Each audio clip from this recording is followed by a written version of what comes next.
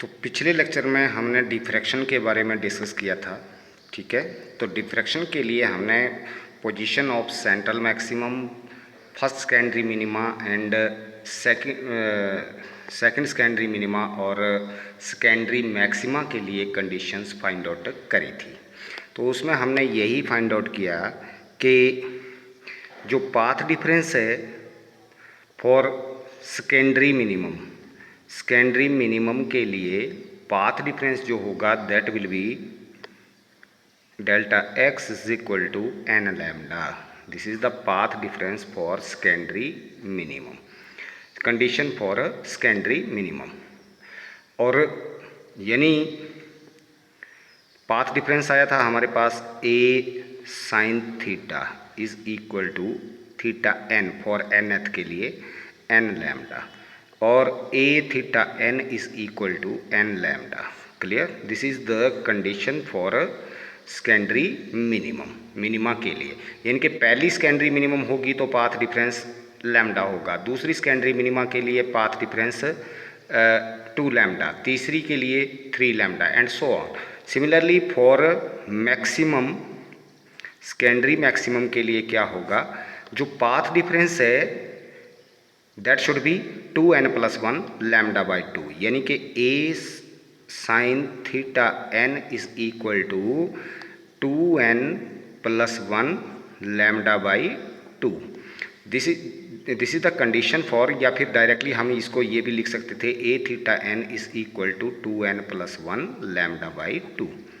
यानी कि पहली सेकेंडरी मैक्सिमम आएगी हमारे पास कहाँ पर, 2n+1, n के लिए 1 रख दीजिए। फॉर फर्स्ट सेकेंडरी में मैक्सिमम के लिए n की वैल्यू हो जाएगी 1 2 3 4 फर्स्ट सेकंड थर्ड। इसके लिए फर्स्ट के लिए यानी कि a theta 1 is equal to 3 lambda by 2। मतलब ये हो गया कि पहली सेकेंडरी मिनिमम जो है, पहली सेकेंडरी मैक्सिमम जो है वो आएगी 3 लैम्डा बाई 2 के ऊपर, दूसरी आएगी 5 लैम्डा बाई 2 के ऊपर, तीसरी आएगी 7 लैम्डा बाई 2 के ऊपर एंड सो ऑन। इस तरह से हमारी मैक्सिमम और मिनिमम अपीयर होंगी स्क्रीन के ऊपर। जैसे मान लीजिए ये हमारे पास स्क्रीन थी, ये सिंगल स्लिट थी, ये सिंगल स्लिट है, और यहाँ पर ये स्क्रीन आ गई। स्क्रीन के ऊपर सेंटर के ऊपर तो आ रही थी, यहाँ पर हमारे पास सेंट्रल पॉइंट था, ये सेंट्रल पॉइंट के ऊपर आ रही थी हमारे पास सेंट्रल मैक्सिमम, ठीक है। इसके इधर मिनिमम, आगे मैक्सिमम, फिर मिनिमम। तो यहाँ पर जो हमारे पास अपीयर होगा, जो पैटर्न अपीयर होगा वो इस तरह से, यहाँ पर आ जाएगी सेंट्रल मैक्सिमम, फिर आ जाएगी मिनिमम, फिर आ जाएगी अगली मैक्सिमम, फिर मिनिमम, फिर मैक्सिमम। इस तरह से यहाँ भी पहली मैक्सिमम, सेंट्रल मैक्सिमम, फिर मिनिमम, फिर फर्स्ट मैक्सिमम, फिर आगे जाकर के मिनिमम, फिर आगे मैक्सिमम। इस तरह से चलती जाएगी इसमें, ठीक है। तो ये मैक्सिमम और मिनिमम आएगी, ठीक है। हाँ, इंटेंसिटी की बात करें, जो सेंट्रल मैक्सिमम है उसकी सबसे ज़्यादा इंटेंसिटी होगी। ये पहली मैक्सिमम आई, फिर आगे दूसरी मैक्सिमम आ जाएगी, ये फर्स्ट मैक्सिमम, इधर ये फर्स्ट मैक्सिमम, ये दूसरी मैक्सिमम, ये फर्स्ट मिनिमम, ये दूसरी मिनिमम। अब हम यहाँ पर, ये पहली मिनिमम आ गई, ये दूसरी मिनिमम आ गई इस तरफ। अब हमें एक्सप्रेशन फाइंड आउट करना है फ्रिंज विड्थ के लिए, कि इसकी जो विड्थ है फ्रिंज की, जो सेंट्रल मैक्सिमम की जो विड्थ है वो हमें कैलकुलेट करनी है, ठीक है। मोर ओवर इंटेंसिटी की बात करें तो सेंट्रल मैक्सिमम की इंटेंसिटी सबसे ज़्यादा होगी, फर्स्ट मैक्सिमम की इंटेंसिटी उससे कम होगी, सेकंड मैक्सिमम की इंटेंसिटी उससे कम हो जाएगी। यानी कि इंटेंसिटी जो है वो कंटिन्यूसली डिक्रीज करती जाएगी। अगर मान लो if I naught is the intensity of central maximum, then जो फर्स्ट मैक्सिमम है, then intensity of first maximum will be, first maximum की इंटेंसिटी हो जाएगी I1 is equal to I0 by 22। इसकी जो पहली मैक्सिमम है, पहली मैक्सिमम की इंटेंसिटी हो जाएगी I0 बाई 22। सिमिलरली दूसरी मैक्सिमम की इंटेंसिटी हो जाएगी I2 is equal to I2 is equal to I0 by 61। दूसरी मैक्सिमम की इंटेंसिटी आ जाएगी आई नॉट बाई 61। कहने का मतलब ये हो गया कि इंटेंसिटी जो है वो मैक्सिमम की डिक्रीज होती जाएगी। सबसे ज़्यादा इंटेंसिटी सेंट्रल मैक्सिमम की होगी और उसके बाद फर्स्ट मैक्सिमम की इंटेंसिटी आई नॉट बाई, अगर सेंट्रल मैक्सिमम की इंटेंसिटी आई नॉट है तो फर्स्ट मैक्सिमम की इंटेंसिटी आई नॉट बाई 22 और सेकंड मैक्सिमम की इंटेंसिटी जो है वो आई नॉट बाई 61 हो जाएगी।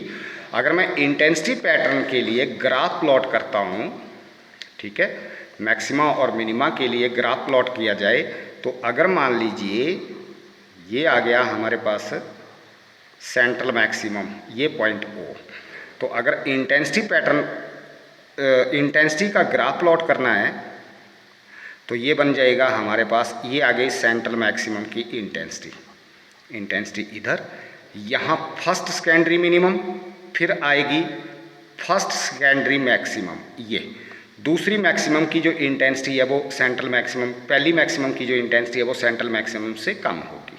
सिमिलरली आगे चलते जाएंगे तो ये आगे मिनिमम आ जाएगी, दूसरी मिनिमम आ जाएगी, फिर आगे फिर मैक्सिमम, लेकिन इसकी इंटेंसिटी इससे भी कम हो जाएगी।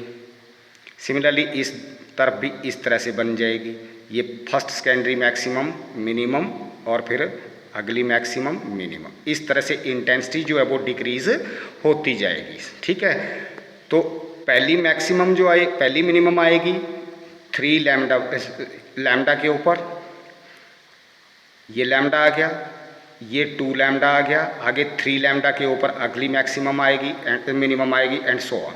जहाँ तक मैक्सिमम की बात है ये आएगी 3 लैम्डा बाई 2 के ऊपर और दूसरी मैक्सिमम आएगी 5 लैम्डा बाई 2 के ऊपर। सिमिलरली इधर lambda, 2 lambda and 3 lambda and so on. यहाँ देखा जाए तो ये पॉइंट आएगा 3 लैम्डा बाई 2 और यहाँ पर आएगा 5 लैम्डा बाई 2, यानी कि जो मिनिमम आएंगी वो मिनिमम आएगी लैम्डा, 2 लैम्डा, 3 लैम्डा, 4 लैम्डा, इनके ऊपर मिनिमा आएगी और मैक्सिमा आएगी 3 लैम्डा। अब फर्स्ट मैक्सिमम जो है वो 3 लैम्डा बाई 2 के ऊपर आएगी, लैम्डा बाई 2 के ऊपर, ये लैम्डा बाई 2 की पॉइंट है, लैम्डा बाई 2 के ऊपर कोई मैक्सिमम नहीं होगी, यहाँ पर सेंट्रल मैक्सिमम होगी, इधर भी लैम्डा बाई। तो कहने का मतलब कि इसकी जो मैक्सिमम बनेगी तो पहली मिनिमम इधर भी लैम्डा के ऊपर आएगी, इधर भी पहली मिनिमम लैम्डा के ऊपर आएगी। अब हमें फाइंड आउट करना है रिलेशन किसके लिए, फ्रिंज विड्थ के लिए, सेंट्रल मैक्सिमम की विड्थ फाइंड आउट करनी है। ये सेंट्रल मैक्सिमम है, सेंट्रल मैक्सिमम की विड्थ फाइंड आउट करनी है। तो ये था हमारे पास रिलेशन। अगर हम इसका ये देखते हैं तो कहने का मतलब अगर यहाँ पर ये सिंगल स्लिट है, ठीक है, सिंगल स्लिट से यहाँ पर हम एक लेंस रखते थे कॉन्वेक्स लेंस जो इसके फोकस के ऊपर था, ये था हमारे पास डायग्राम इसका, ये विड्थ था, ये स्लिट आ गई हमारे पास, जो लाइट रेज इस तरह से जा रही हैं। आगे फिर हम लेंस रखते थे यहाँ पर ताकि ये जो बीम लाइट का आ रहा है उस लाइट के बीम को स्क्रीन के ऊपर फोकस कर दे, लाइक दिस। ये थी हमारे पास इसकी रे डायग्राम कि जो वेव फ्रंट आ रहे हैं वो इस तरह से इसके ऊपर कन्वर्ज हो जाएंगे। अब यहाँ से बेंडिंग थी लाइट की, ये बेंडिंग है, ठीक है, यहाँ पर ये आ गई बेंडिंग लाइट की। अब यहाँ से ये बेंड होगी तो ये कोई पॉइंट P ले लिया हमने इस स्क्रीन के ऊपर, ये पॉइंट P आ गया, ये था हमारे पास।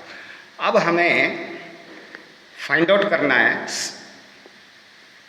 विड्थ ऑफ सेंट्रल मैक्सिमम, मतलब ये डिस्टेंस जो है वो हमें कैलकुलेट करनी है, विड्थ ऑफ सेंट्रल मैक्सिमम। यानी कि इस तरफ यहाँ पर सेंट्रल मैक्सिमम कहाँ से कहाँ तक है, ये इस तरफ पहली मिनिमम आ गई, ये इस तरफ पहली मिनिमम आ गई।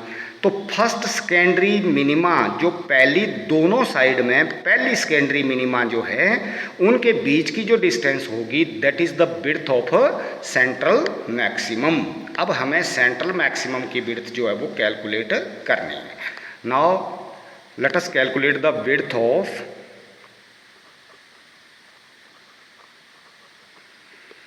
Central maximum in diffraction pattern, यानी कि the distance between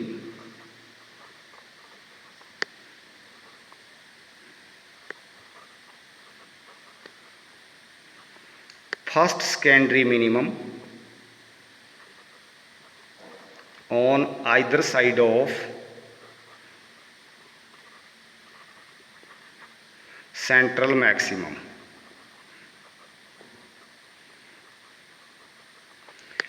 central maximum के दोनों तरफ जो फर्स्ट सेकेंडरी मिनिमम होंगी उनके बीच की जो डिस्टेंस होगी that is called width of central maximum. ठीक है, अब इसमें अगर हम देखें तो इसका मतलब सपोज ये जो पॉइंट P है, मान लीजिए ये पॉइंट P यहाँ पर है, मतलब position of first secondary minimum की, और इस तरफ भी अगर हम मानते हैं यहाँ पर इस पॉइंट P को के पहली सेकेंडरी मैक्सिमम की मिनिमम की ये है पोजीशन है P। If P is the position of the first secondary minimum, if P is the position of first secondary minimum, then for first secondary minimum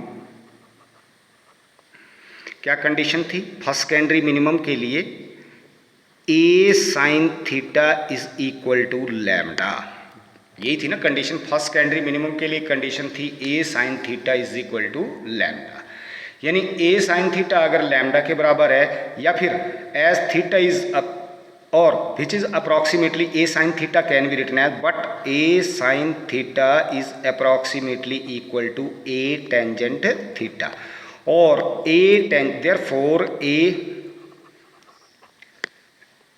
tangent theta is equal to lambda, a tangent theta is equal to lambda, यानी tangent theta की जो a tangent theta की value जो है वो lambda है। अब यहाँ से मुझे टेंजेंट थीटा की वैल्यू निकालनी है यहाँ से, तो ये d, if d is the distance between the slit and screen and suppose ये सेंट्रल मैक्सिमम थी यहाँ पर, अगर ये सेंट्रल मैक्सिमम है तो पहली सेकेंडरी मिनिमम जो है वो x डिस्टेंस के ऊपर अपीयर होती है।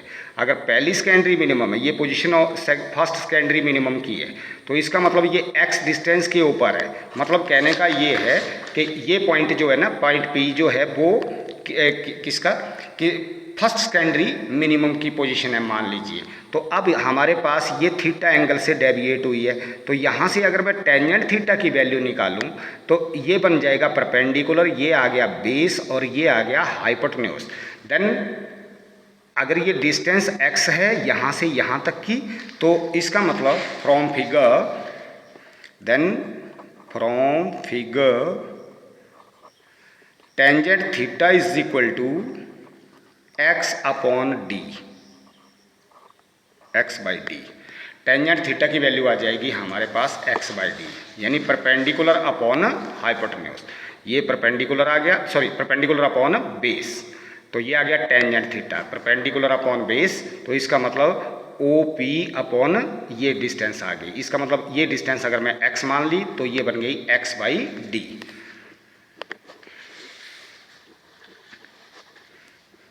हाँ, ये यहाँ if P is the position of the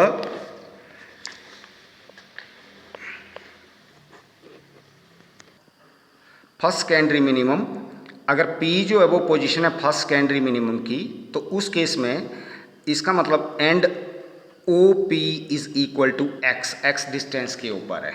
O का मतलब ये आ गया, ये थी हमारे पास डायग्राम, तो O सेंट्रल मैक्सिमम थी, P ये थी, और ये किसी x डिस्टेंस के ऊपर है, तो OP is equal to x। Then अगर OP x है तो टेंजेंट थीटा हो जाएगा x by d. It means इस इक्वेशन में अगर टेंजेंट थीटा की वैल्यू x बाई डी रखी जाए तो ये बन जाएगी a x by d is equal to lambda, या फिर x is equal to lambda D by a. Then fringe width, यानी कि therefore width of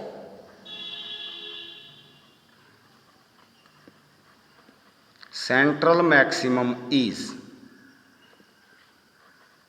central maximum की विड्थ क्या हो जाएगी? Then width of central maximum is, beta से अगर मैं रिप्रेजेंट करूं तो बीटा इज इक्वल टू, देखिए आइदर साइड का मतलब ये हो गया अगर पहली सेकेंडरी मिनिमम x के ऊपर है तो इधर भी पहली सेकेंडरी मिनिमम x डिस्टेंस के ऊपर आएगी, तो x प्लस x हो जाएगी 2x। तो इसकी आ जाएगी 2x। It means beta is equal to 2 lambda D by d by a. Beta is equal to 2 lambda D by a. This is the distance of width of central maximum. अब क्योंकि interference pattern में आई थी beta is equal to lambda D by d, सभी fringes की width जो थी वो सेम थी, जबकि डिफ्रैक्शन पैटर्न में जो सेंट्रल मैक्सिमम है, सेंट्रल मैक्सिमम की विड्थ जो है बाकी मैक्सिमा की जो मैक्सिमा या मिनिमा की विड्थ है उससे डबल होगी। तो इस केस में जो फ्रिंज विड्थ होगी वो सेम नहीं होगी। फ्रिंज विड्थ डिफ्रैक्शन पैटर्न में फ्रिंज विड्थ जो है वो डिफरेंट हो सकती है, जबकि इंटरफेरेंस के पैटर्न में जो फ्रिंज विड्थ थी वो सेम आई थी सभी फ्रिंजेस की। अब आता है difference between interference and diffraction pattern. Now difference between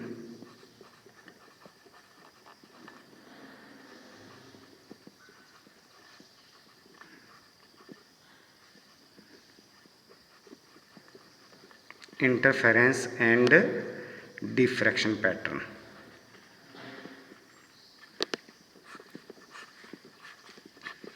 दोनों में डिफरेंस फाइंड आउट करना है। कई बार मोस्टली डिफरेंस पूछ लिया जाता है, what is the difference between interference and diffraction pattern. In interference pattern width of all the fringes may be same. In interference या इधर इंटरफेरेंस लिख देते हैं, इंटरफेरेंस, और इधर आ गया हमारे पास diffraction pattern.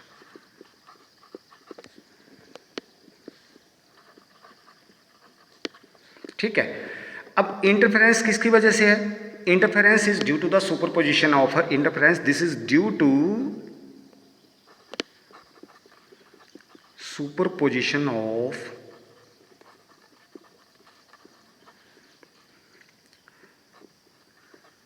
two or more wave fronts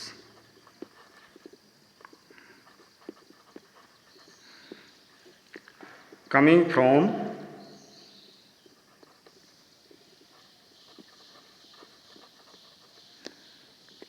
two coherent sources.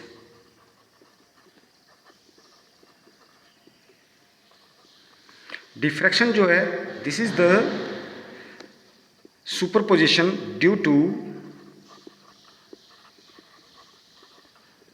superposition of secondary wavelets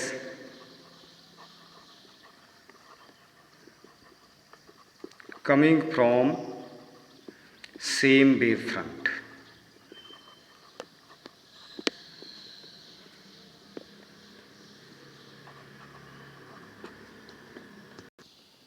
Second,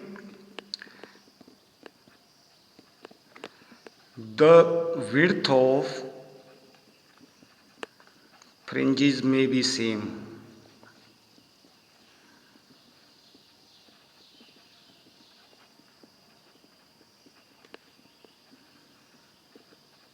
इसमें मोस्टली सेम होगी fringe width. Width of central maximum is double, 2 lambda D by a आई थी। Third, intensity of maxima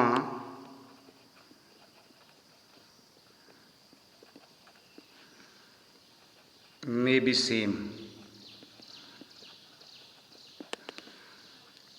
Intensity never be same. Intensity of maxima never be same. जो maxima की intensity है वो कभी भी सेम नहीं होगी, जबकि इसमें मैक्सिमा की इंटेंसिटी जो है वो सेम हो सकती है, इंटरफेरेंस के पैटर्न में सेम हो सकती है। नेक्स्ट, जो मिनिमा है, the intensity of minima never be zero.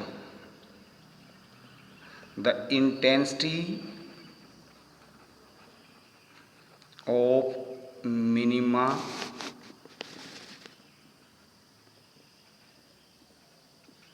Never be zero.